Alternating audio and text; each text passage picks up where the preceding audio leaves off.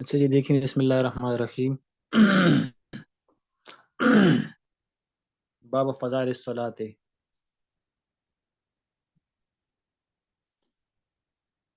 اب یہاں سے نماز کی فضیلتوں کا بیان شروع ہو رہا ہے۔ پہلی روایت ہے کہ عن عمار ابن رویبہ سے مروی قال سمعت رسول اللہ صلی اللہ علیہ وسلم، فرماتے ہیں کہ فرمایا میں نے سنا کہ رسول اللہ صلی اللہ علیہ وسلم کو یقول فرما رہے تھے، لن یلج النار احد صلی قبل طلوع الشمس وقبل غروبها۔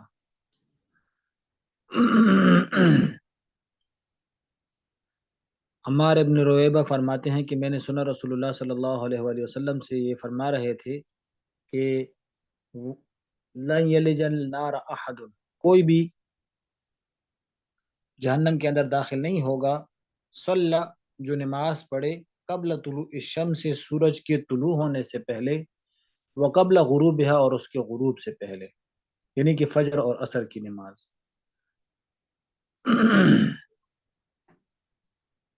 تو طلوع آفتاب سے پہلے جو فجر کی نماز ہوتی ہے اور غروب آفتاب سے پہلے جو عصر کی نماز ہوتی ہے، ان نمازوں کی فضیلت کو بیان کرنا مقصود ہے کہ جو آدمی ان دو نمازوں کی پابندی کرے گا تو وہ آدمی کبھی بھی جہنم میں داخل نہیں ہوگا۔ اب یہاں پر سوال ہوتا ہے کہ آیا وہ آدمی اگر دوسری نمازوں کو ترک کرے پھر بھی جہنم میں داخل نہیں ہوگا، صرف یہ دو نمازیں پڑھتا ہے؟ تو اس کا جواب یہ ہے کہ اس کا مطلب یہ ہے کہ جو آدمی ان دو نمازوں کی پابندی کر رہا ہے، جبکہ یہ دو نمازیں بہت بھاری ہوتی ہیں، صبح کی نماز اٹھنا مشکل ہوتا ہے، عصر کی نماز کے اندر جو ہے تو گھر کی مشغولیت، مطلب یہ کہ بچوں کے ساتھ، بیوی کے ساتھ بیٹھنا، تو یا جو ہے تو کھیل کود کے اندر مشغولیت، تو اس وجہ سے یہ دو نمازیں بہت بھاری ہوتی ہیں۔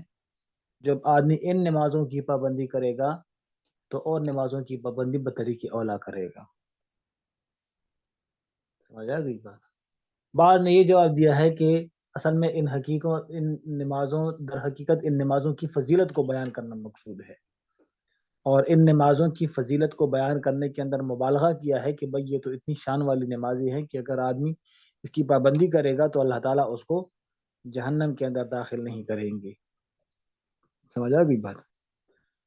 ان ابی موسیٰ رضی اللہ تعالیٰ عنہ سے مروی ہے، فرماتے ہیں کہ فرمایا رسول اللہ صلی اللہ علیہ وآلہ وسلم نے، من صلی البردین دخل الجنہ، جو دو ٹھنڈی نمازوں کو پڑھے گا تو اللہ تعالیٰ اس کو جنت کے اندر داخل کریں گے۔ ٹھنڈی نمازوں سے کون سی نماز مراد ہے؟ یا تو فجر اور عشاء کی نماز مراد ہے، ٹھیک ہے، اور بعد میں فجر اور عصر کی نماز مراد لی ہے، کیونکہ فجر اور عشاء یہ بھی ٹھنڈے اوقات ہیں، اس وقت جو ہے تو ٹھنڈی ہوائیں چلتی ہیں، اور فجر اور عصر یہ بھی ٹھنڈے اوقات ہیں، اس وقت بھی ٹھنڈی ہوائیں چلتی ہیں۔ تو اگر اس سے فجر اور عصر کی نماز مراد لی جائے تو پھر یہ پہلے حدیث کی تائید ہو جائے گی، اور اگر اس سے فجر اور عشاء کی نماز مراد لی جائے تو پھر فجر اور عشاء کی نماز کی فضیلت معلوم ہو جائے گی۔ سمجھ آ گئی بات؟ حضرت ابو ہریرہ سے مروی ہے، فرماتے ہیں کہ فرمایا رسول اللہ صلی اللہ علیہ وآلہ وسلم نے، قال یتعاقبون فیکم الملائکہ، تو فرمایا کہ تمہارے پاس دن اور رات فرشتے آتے، یعنی کہ اعمال نامہ لکھنے والے، وملائکۃ بالنہار، اور دن کے وقت بھی فرشتے آتے ہیں، یجتمعون فی صلاۃ الفجر و صلاۃ العصر، جمع ہوتے ہیں وہ فجر کی نماز میں اور عصر کی نماز میں، ثم یعرج الذین باتوا فیکم، پھر وہ فرشتے جنہوں نے تمہارے ساتھ رات گزاری وہ اوپر چلے جاتے ہیں، فیسألہم ربہم، ان سے رب پوچھتا ہے، وہو اعلم، حالانکہ رب جانتا بھی ہے، پھر بھی پوچھتا ہے، کیف ترکتم عبادی، تم نے میرے بندوں کو کس حال میں چھوڑا؟ فیقولون، وہ کہتے ہیں، ترکناہم وہم یصلون، ہم نے ان کو چھوڑا اس حال میں کہ وہ نماز پڑھ رہے تھے، واتیناہم وہم یصلون، ہم ان کے پاس گئے اس حال میں کہ وہ نماز چھوڑ رہے تھے۔ تو فرشتوں کی ڈیوٹیاں ہوتی ہیں دن اور رات کی، تو اس صورت کے اندر جب رات کے فرشتے جاتے ہیں اور دن کے فرشتے آتے ہیں عصر کے وقت، رات کے فرشتے عصر کو آتے ہیں اور پھر وہ صبح چلے جاتے ہیں، صبح کے فرشتے جب آتے ہیں وہ عصر کو چلے جاتے ہیں۔ تو اللہ تعالیٰ ان سے پوچھتا ہے کہ بھائی تم میرے بندوں کے پاس گئے ہو تو تم نے ان کو کس حالت کے اندر پایا؟ تو یہ اللہ تعالیٰ ان کو انسان کی فضیلت جتلانے کے لیے اللہ تعالیٰ ان کو بیان فرماتے ہیں۔ سمجھ آ گئی بات؟ انسان کی فضیلت کو جتلانے کے لیے، کیونکہ فرشتوں نے کہا تھا کہ آپ انسان کو پیدا کریں گے تو وہ لڑائی جھگڑے کریں گے، تو اللہ تعالیٰ فرماتے ہیں کہ دیکھو تم نے تو کہا تھا یہ لڑائی جھگڑے کریں گے، اب بتاؤ کہ تم نے اس کو کس حالت کے اندر پایا؟ تو وہ فرشتے عرض کرتے ہیں کہ یا اللہ آپ کی حکمت تو ہماری سمجھ سے بالاتر ہے، ہم نے تو ان کو تصور کیا تھا کہ یہ خون ریزی کریں گے، لیکن ہم تو گئے یہ نماز پڑھ رہے تھے، اور جب ہم آ رہے تھے تب بھی یہ نماز پڑھ رہے تھے۔ ٹھیک ہے، تو اس سے اللہ تعالیٰ فرشتوں کے اوپر جو ہے تو اللہ تعالیٰ فخر محسوس کرتے ہیں، ٹھیک ہے، اپنے بندوں کے ذریعے سے۔ عن جندب القصیری سے مروی فرماتے ہیں، فرمایا رسول اللہ صلی اللہ علیہ وسلم نے من صلی صلاۃ الصبح فهو فی ذمۃ اللہ فلا یطلبنکم اللہ من ذمته بشیء، جو آدمی صبح کی نماز پڑھتا ہے تو وہ اللہ تعالیٰ کے عہد کے اندر اللہ تعالیٰ کی ذمہ داری میں داخل ہو جاتا ہے۔ اللہ تعالیٰ تمہیں طلب نہ کرے اپنی ذمہ داری کے بارے میں بشیء، ذرا برابر بھی، فإنه من يطلبه من ذمته بشیء یدرکه، کیونکہ اللہ تعالیٰ جس کو طلب کرتا ہے اپنے ذمہ کے بارے میں ذرا برابر بھی تو اس کو پکڑ لیتا ہے، ثم یکبہ علی وجہہ فی النار، پھر اس کو جہنم کے اندر اوندا منہ ڈال دیتا ہے۔ رواہ مسلم وفی بعض نسخ المصابیح القشیری بدل القصری، قصری کی جگہ پر قشیری لکھا ہے۔ تو یہاں پر اللہ تعالیٰ فرماتے ہیں، حدیث کے اندر ہے، اللہ کے رسول فرماتے ہیں کہ جو آدمی صبح کی نماز پڑھتا ہے تو وہ اللہ تعالیٰ کی ذمہ داری کے اندر، اللہ تعالیٰ کے عہد و امان کے اندر داخل ہو جاتا ہے، یعنی اللہ تعالیٰ اس کی ذمہ داری لے لیتے ہیں کہ اس بندے کو کوئی تکلیف نہیں پہنچائے گا۔ اب جب اللہ تعالیٰ کی ذمہ داری کے اندر داخل ہو گیا، اللہ تعالیٰ کی ذمہ داری کے اندر داخل ہو گیا اور کوئی اس کو نقصان پہنچانے کی کوشش کرے گا تو اللہ تعالیٰ اس سے اپنی ذمہ داری کے بارے میں پوچھیں گے کہ بھائی یہ بندہ تو میری ذمہ داری کے اندر تھا، تم نے اس کو نقصان کیوں پہنچایا؟ یہ بندہ تو میری ذمہ داری میں تھا تو تم نے اس کو نقصان کیوں پہنچایا؟ یہ اللہ تعالیٰ اس سے سوال کریں گے پھر، اور جس سے اللہ تعالیٰ سوال کرے تو سوال کرنے کا مطلب یہ ہوتا ہے کہ پھر اللہ تعالیٰ کو کوئی اپنی وضاحت نہیں دے سکتا۔ جب اللہ تعالیٰ کسی عمل کے بارے میں وضاحت طلب کریں کہ بھائی اس کی وضاحت پیش کرو، یہ کام تم نے کیوں کیا، تو وضاحت کا طلب کرنا اس کا مطلب یہ ہوتا ہے اس آدمی کی ہلاکت، کیونکہ اللہ تعالیٰ کے سامنے کوئی بھی وضاحت پیش نہیں کر سکتا۔ سمجھ آ گئی بات؟ حضرت ابو ہریرہ سے مروی فرماتے ہیں، فرمایا رسول اللہ صلی اللہ علیہ وسلم نے، لو یعلم الناس ما فی النداء والصف الاول ثم لم یجدوا الا ان یستہموا علیہ لاستہموا ولو یعلمون ما فی التجہیر لاستبقوا الیہ ولو یعلمون ما فی العتمہ والصبح لاتوہما ولو حبا۔ حضرت ابو ہریرہ سے مروی فرماتے ہیں کہ فرمایا رسول اللہ صلی اللہ علیہ وسلم نے کہ اگر لوگوں کو پتہ چل جائے کہ اذان کے اندر اور پہلی صف میں کتنا ثواب ہے، پھر یہ لوگ باری نہ پائیں مگر قرآن دازی کے ذریعے سے، تو یہ لوگ قرآن دازی شروع کر دیں گے۔ وَلَوْ يَعْلَمُونَ مَا فِي التَّجْهِيرِ، اگر ان کو پتہ چلے کہ ظہر کی نماز میں کتنا ثواب ہے، لَاسْتَبَقُوا إِلَيْهِ، تو یہ ظہر کی نماز کی طرف جائیں گے۔ اس حال میں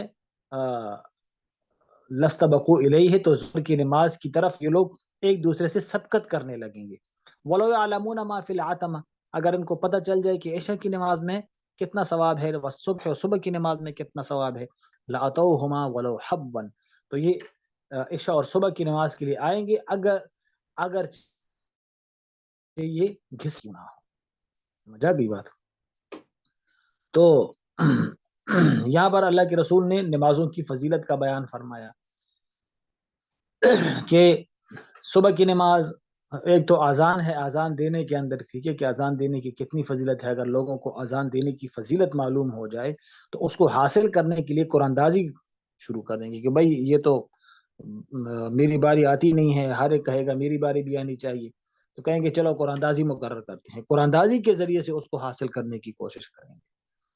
اس طرح ظہر کی نماز کا اور صف اول کی فضیلت اگر معلوم ہو جائے، ٹھیک ہے، اکثر جو ہے تو پہلی صف خالی ہوتی ہے، لوگ جو ہے تو پچھلی صفوں کے اندر کوشش کرتے ہیں کہ بھائی پیچھے صف میں کھڑے ہو جائے تاکہ جیسی سلام پھرے تو ہم فوراً واپس نکل جائیں۔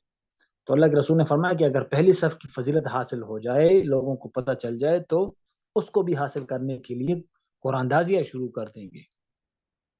سمجھا گئی بات.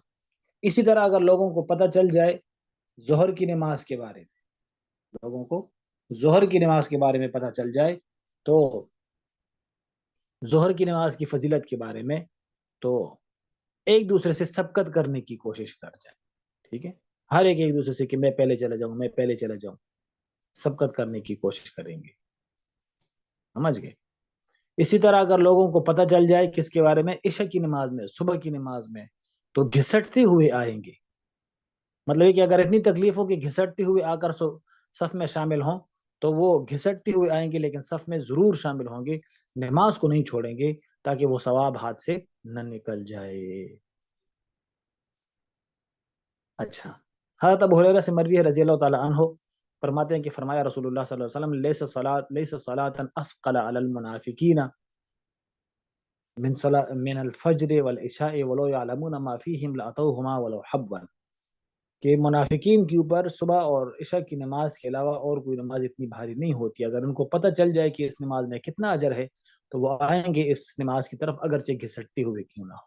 منافقین کے اوپر صبح کی نماز اور عشاء کی نماز بھاری ہوتی تھی، سونے کے لیے جلدی کرتے تھے، لیکن پھر بھی منافقین نماز میں ضرور حاضر ہوتے تھے.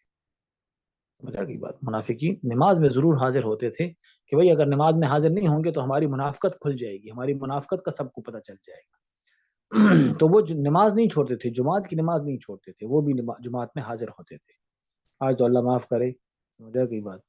اب بڑے جو ہے تو دینداری کا دعویٰ کرتے ہیں، لیکن پھر بھی کیا ہے، نماز ہفتوں ہفتوں جو ہے تو مہینوں مہینوں کا جو ہے تو نمازوں کا پتہ نہیں چلتا. بعض لوگ تو ایسے ہوتے ہیں کہ مسجد میں اگر ان کو وہ غلطی سے مسجد میں آئے، ان کو مسجد میں دیکھیں تو وہ عجیب سے لگتے ہیں کہ بھئی یہ بندہ کہاں سے آ گیا، یہ مسجد کے اندر کہاں سے آ گیا، تو وہ مسجد کے اندر کوئی عجیب سا لگتا ہے.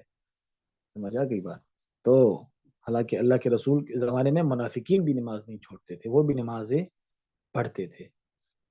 تو اللہ کے رسول نے فرمایا کہ اگر ان کو عشاء کی نماز کا، فجر کی نماز کا پتہ چل جائے تو آئیں وہ اس نماز کے لیے، اس حال میں کہ وہ گھسٹتی ہوئی نماز میں حاضر ہو. حضرت عثمان رضی اللہ عنہ سے مروی ہے، فرماتے ہیں کہ فرمایا رسول اللہ صلی اللہ علیہ وسلم نے صلی العشاء فی جماعت فکأنما قام نصف اللیل، کہ جس نے عشاء کی نماز پڑھ لی گویا کہ اس نے نصف اللیل قیام کیا، آدھی رات اس نے عبادت کی، اتنا ثواب اس کو ملے گا.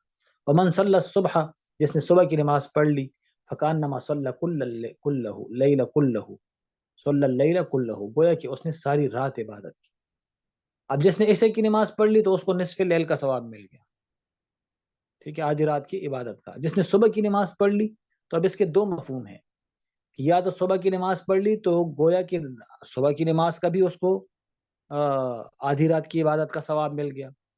ہاں، ایک مطلب تو یہ ہو گیا. تو آدھی رات صبح کی نماز ہو گئی، آدھی رات عشاء کی نماز ہو گئی، تو گویا کہ اس نے ساری رات عبادت کی، صلی اللیل کلہ. اور ایک مطلب اس کا یہ ہے کہ جس نے صبح کی نماز پڑھ لی تو گویا کہ اس کو ساری رات عبادت کا ثواب مل گیا. تو صبح کی نماز اور عشاء کی نماز پڑھنے سے گویا کہ اس نے 1.5 رات عبادت کی. یہ دوسرا مطلب اس کا بنتا ہے. اللہ تعالیٰ کی رحم و کرم سے بعید نہیں ہے کہ اللہ تعالیٰ اس کو 1.5 راتوں کی عبادت کا ثواب بھی عطا کرے. سمجھا گئی بات. حضرت عبداللہ ابن عمر رضی اللہ عنہما سے مروی ہے، فرماتے ہیں کہ فرمایا رسول اللہ صلی اللہ علیہ وسلم نے لا یغلبنکم الاعراب علی اسم صلاتکم المغرب، کہ دیہاتی لوگ تمہارے مغرب کی نماز کے نام کے اوپر تمہارے اوپر غالب نہ آئیں. قال وتقول الاعراب هي العشاء، دیہاتی مغرب کی نماز کو عشاء کی نماز کہتے ہیں. وقال، اور فرمایا لا یغلبنکم، تمہارے اوپر غالب نہ آئے دیہاتی لوگ، علی اسم صلاتکم العشاء، عشاء کی نماز کے نام کے اوپر. فإنها فی کتاب اللہ، کیونکہ وہ اللہ تعالیٰ کی کتاب کے اندر عشاء کی نماز ہے. کتاب کے اندر مطلب یہ کہ اللہ تعالیٰ نے عشاء کی نماز کو عشاء کی نماز فرمایا، ٹھیک ہے، جیسے کہ من بعد صلاۃ العشاء قرآن کے اندر ہے. تو یہ لوگ تمہارے اوپر غالب نہ آئیں. فإنها تعتم بحلاب الإبل، کیونکہ وہ دیہاتی لوگ عشاء کی نماز کے اندر دودھ کی وجہ سے، بحلاب الإبل، اونٹ کا دودھ نکالنے کی وجہ سے عشاء کی نماز میں وہ تاخیر کرتے ہیں. تو اللہ کے رسول نے فرمایا کہ یہ دیہاتی لوگ تمہارے مغرب کی نماز کے اوپر نام کے اوپر غالب نہ آئیں. دیہاتی لوگ مغرب کی نماز کو عشاء کی نماز کہتے تھے، تو فرمایا تم لوگ اس کو عشاء کی نماز نہ کہنا، جو نام ہے تو وہی نام استعمال کیا کرو۔ اور عشاء کی نماز کو وہ عتمہ کہتے تھے، تو فرمایا تم لوگ اس کو عتمہ نہ کہنا، تم لوگ اس کو عشاء کی نماز کہنا۔ قرآن میں اللہ تعالیٰ نے اس کو عشاء فرمایا، من بعد صلاۃ العشاء۔ سمجھا گئی بات؟ تو یہاں پر مطلب یہ ہوا کہ جو نام معروف ہو، یا شریعت نے جو نام جس چیز کو دیا ہے تو اس نام کو بگاڑنا نہیں چاہیے، وہی نام استعمال کرنا چاہیے، معروف نام ہو۔ سمجھ گئے؟ اب یہاں پر عتمہ سے منع فرمایا کہ عشاء کی نماز کو عتمہ نہ کہا جائے، لیکن بعض حدیث کے اندر صحابہ نے خود عتمہ کا لفظ استعمال کیا عشاء کی نماز کو۔ اس کا جواب یہ ہے کہ یا تو ان کو پتہ نہیں تھا کہ بھئی اللہ کے رسول نے منع فرمایا، یا یہ جو انہوں نے عتمہ کا لفظ استعمال کیا تو وہ ممانعت سے پہلے استعمال کیا تھا، ممانعت کے بعد پھر استعمال نہیں کیا۔ سمجھ گئے؟ ان علی رضی اللہ تعالیٰ عنہ، حضرت علی سے مروی رضی اللہ تعالیٰ عنہ کی بے شک رسول اللہ صلی اللہ علیہ وسلم نے خندق کے موقع پر فرمایا، حواسونا عن صلاۃ الوسطی، انہوں نے ہمیں درمیانی نماز سے منع فرمایا، صلاۃ العصر یعنی عصر کی نماز سے۔ منع اللہ، اللہ تعالیٰ بھر دے بیوتہم، ان کے گھروں کو، وقبورہم، اور ان کی قبروں کو، نارن جہنم سے، آگ سے اللہ تعالیٰ ان کی قبروں کو بھر دے۔ انہوں نے ہمیں عصر کی نماز سے، صلاۃ وسطی سے منع روک دیا، ان کے حملے کی وجہ سے ہم نے جو ہے تو یہ عصر کی نماز نہیں پڑھی۔ غزوہ خندق، اس کو غزوہ احزاب بھی کہتے ہیں، 5 ہجری کے اندر یہ واقعہ ہوا تھا، یہ غزوہ پیش آیا تھا۔ ابو سفیان رضی اللہ عنہ اس وقت مسلمان نہیں ہوئے تھے، تو انہوں نے تمام قبائل کو جمع کیا، مشرکین کو 12,000 کی تعداد تھی تو انہوں نے مدینہ کے اوپر حملہ کیا۔ تو اس وقت سلمان فارسی رضی اللہ عنہ ان کے مشورے کے مطابق خندق کی کھودی گئی، تو خندق اللہ کے رسول نے خندق کھدوائی، تو اس وجہ سے اس کو خندق کہتے ہیں، جنگ خندق بھی کہتے ہیں، اور تمام گروہ چونکہ اکٹھے ہوئے تھے تو غزوہ احزاب بھی کہتے ہیں۔ تو ان خندقوں کے اوپر پہرا تھا، اور پہرے کی وجہ سے مصروفیت کافی زیادہ تھی، تو اللہ کے رسول کو ظہر، عصر اور عشاء کی نماز پڑھنے کی فرصت نہیں ملی، تو اللہ کے رسول نے پھر ان کے لیے بد دعا کی کہ انہوں نے ہماری نمازوں کو ضائع کیا، اللہ تعالیٰ ان کی قبروں کے اندر اللہ تعالیٰ آگ بھر دے۔ سمجھ گئے؟ اب یہاں پر صلاۃ وسطی بیان فرمایا، اب صلاۃ وسطی کسے کہتے ہیں؟ قرآن کے اندر بھی اس کے متعلق ہے، حافظوا علی الصلاۃ والصلاۃ الوسطی، نمازوں کی پابندی کرو، خاص کر درمیانی نماز کی۔ تو اس میں مشہور 3 اقوال ہیں، امام شافعی اور امام مالک رحمہ اللہ کے نزدیک صلاۃ وسطی سے مراد صبح کی نماز ہے، امام ابو حنیفہ اور امام احمد بن حنبل رحمہ اللہ کے نزدیک عصر کی نماز ہے، اور ابو سعید خدری رضی اللہ عنہ اور حضرت عائشہ رضی اللہ تعالیٰ عنہ، زید بن ثابت رضی اللہ عنہ، ان حضرات کے نزدیک ظہر کی نماز ہے، صلاۃ وسطی سے مراد۔ احناف کے نزدیک تو حدیث کے اندر آگے بھی حدیث آ رہی ہے، 1-2 حدیث بعد، تو اللہ کے رسول نے خود جو ہے تو صلاۃ وسطی کی تفسیر فرمائی، ٹھیک ہے، جیسے یہ حدیث ہے کہ اللہ کے رسول نے فرمایا صلاۃ وسطی سے مراد صلاۃ عصر مراد ہے۔ اللہ کے رسول نے چونکہ خود اس کی تفسیر فرمائی کہ بھائی یہ عصر کی نماز ہے، اس لیے اس کے اندر کوئی اور گنجائش نہیں رہتی۔ سمجھا گئی بات؟ اور دوسرا شوافی استدلال کرتے ہیں، آگے فتح ثالث کے اندر حدیث آ رہی ہے کہ حضرت علی اور حضرت عبداللہ ابن عباس رضی اللہ عنہما سے مروی ہے کہ وہ صلاۃ صبح سے مراد، صلاۃ وسطی سے مراد صبح کی نماز دیتے ہیں، اور حضرت عائشہ رضی اللہ عنہا، زید بن ثابت رضی اللہ عنہ، انہوں نے اپنے اجتہاد کے مطابق جو ہے تو انہوں نے یہ نقل کیا ہے کہ اس سے مراد ظہر کی نماز ہے۔ تو اس صورت کے اندر احناف کے نزدیک چونکہ مرفوع حدیث موجود ہے، جب مرفوع حدیث موجود ہو تو اس کے مقابلے میں صحابہ کے آثار وغیرہ اس کا مقابلہ نہیں کر سکتے۔ سمجھا گئی بات؟ اس کا مقابلہ نہیں کر سکتے، اس لیے جو ہے تو اس سے مراد بہتر یہی ہے، راجح یہی ہے کہ اس سے مراد عصر کی نماز ہی ہے، ٹھیک ہے۔ اچھا، حضرت ان ابن مسعود، حضرت عبداللہ ابن مسعود اور سمرہ ابن جندب سے مروی فرماتے ہیں کہ فرمایا رسول اللہ صلی اللہ علیہ وسلم نے صلاۃ الوسطی صلاۃ العصر، عصر کی نماز ہے۔ حضرت ابو ہریرہ سے مروی رضی اللہ تعالیٰ عنہ نقل کرتے نبی کریم صلی اللہ علیہ وسلم سے فی قولہ تعالی، اللہ تعالیٰ کے اس قول کے بارے میں، ان قرآن الفجر کان مشہودا، کہ فجر کی نماز، فجر کی تلاوت کا وقت کان مشہودا اس وقت حاضر ہوا جاتا ہے. یعنی کالا تشہد الملائکۃ اللیل و ملائکۃ النہار، کہ ملائکۃ اللیل اور ملائکۃ النہار یہ صبح کی نماز کے اندر حاضر ہوتے ہیں دونوں، کیونکہ ڈیوٹیاں تبدیل ہوتی ہیں. اس وقت وہ فجر کا قرآن سنتے ہیں، جب امام پڑھتا ہے نماز کے اندر اس وقت وہ قرآن سن رہے ہوتے ہیں. سمجھ گئے؟ اچھا. حضرت زید بن ثابت سے مروی رضی اللہ تعالیٰ عنہ اور حضرت عائشہ سے مروی ہے، دونوں حضرات فرماتے ہیں کہ الصلاۃ الوسطی صلاۃ الظہر، صلاۃ وسطی صلاۃ الظہر. ہو سکتا ہے کہ ان حضرات کو مرفوع حدیث نہ پہنچی ہو، اس لیے انہوں نے اس اعتبار سے ظہر کی نماز کو نماز وسطی کہہ دیا کہ بھائی اس سے پہلے دو نمازیں اور اس کے بعد بھی دو نمازیں، تو یہ صلاۃ وسطی ہو. ٹھیک ہے، اس اعتبار سے انہوں نے فرما دیا. زید بن ثابت سے مروی فرماتے ہیں کہ رسول اللہ صلی اللہ علیہ وسلم کے صحابہ یصلی الظہر بالحاجرہ، ظہر کی نماز کو جلدی پڑھتے تھے. ولم یکن یصلی صلاۃ اشد علی اصحاب رسول اللہ صلی اللہ علیہ وسلم منها، اور ظہر کی نماز سے زیادہ سخت ان کے اوپر کوئی نماز نہیں ہوتی تھی، اس لیے کہ ظہر کی نماز کے وقت زمین گرم ہوتی تھی اور ان کے پاس کپڑے وغیرہ نہیں ہوتے تھے، تو وہ کھڑے ہونے کے اندر اور سجدہ لگانے کے اندر سختی ہوتی تھی، تھوڑا سخت ہوتا تھا. اور تو یہ والی آیت نازل ہوئی حافظ الصلاۃ والصلاۃ الوسطی، کہ نماز کے اوپر پابندی کرو اور درمیانی نماز کے اوپر. وقال ان قبلها صلاتین وبعدها صلاتین، تو زید بن ثابت نے کہا کہ اس سے پہلے کی نماز سے پہلے دو نمازیں، ظہر کی نماز کے بعد دو نمازیں ہیں. تو اس لیے انہوں نے اپنے اجتہاد کے مطابق ظہر کی نماز کو صلاۃ وسطی کہہ دیا. ٹھیک ہے. حد مالک سے مروی بلغ ان علی بن طالب و عبداللہ ابن عباس کان یقولان، یہ حضرات بھی فرماتے تھے صلاۃ الصبح الصلاۃ الوسطی صلاۃ الصبح، کہ صلاۃ وسطی اس سے مراد کیا ہے؟ صبح کی نماز ہے. رواه الترمذی وعن ابن عباس وعن ابن عمر تعلیقا.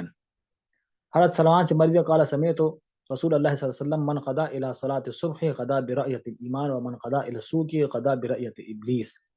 رواه ابن ماجہ، کہ جو آدمی صبح کی نماز کے لیے جاتا ہے تو وہ ایمان کا جھنڈا اٹھا کے جاتا ہے، اور جو صبح کے وقت بازار جاتا ہے تو وہ شیطان کا جھنڈا اٹھا کے جاتا ہے. مطلب یہ تفصیل بیان کر دیے، مثال. ٹھیک ہے، کہ جو صبح کی نماز کے لیے جاتا ہے تو وہ اللہ تعالیٰ کا لشکر ہے، اور جو صبح کی نماز چھوڑ کر بازاروں کو جاتا ہے تو وہ شیطان کا لشکر ہے. دونوں کے اندر فرق بیان کر دیا کہ بھائی یہ لوگ اللہ تعالیٰ کے بندے ہیں، یہ شیطان کے بندے ہیں. ٹھیک ہے. اور اس صورت کے اندر یہ بھی ہے کہ اگر کسی نے نماز پڑھ لی اور نماز پڑھنے کے بعد اگر بازار جائے کام کرنے کے لیے یا جو ہے تو اور محنت مزدوری کرنے کے لیے، تو وہ اس وعید کے اندر نہیں آئے گا. ٹھیک ہے، کیونکہ اس نے صبح کی نماز پڑھ لی ہے. لیکن صبح کی نماز پڑھے بغیر اگر وہ جاتا ہے بازار کے لیے یا کام کاج کرنے کے لیے، تو گویا وہ شیطان کے لشکر کے اندر شامل ہو جاتا ہے، وہ شیطان کا لشکر ہوتا ہے. مزہ کی بات. چلے یہاں تک بس کرتے ہیں، ختم ہو گیا. باقی انشاءاللہ اذان کے بعد وہ کل شروع کرتے ہیں. ٹھیک ہے. السلام علیکم و رحمۃ اللہ.